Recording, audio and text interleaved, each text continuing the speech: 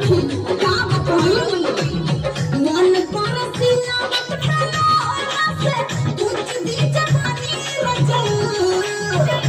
कौना साबत संग काटा पहचानी लगा के मच्छरदानी रजल कौना साबत संग काटा पहचानी लगा के मच्छरदानी रजल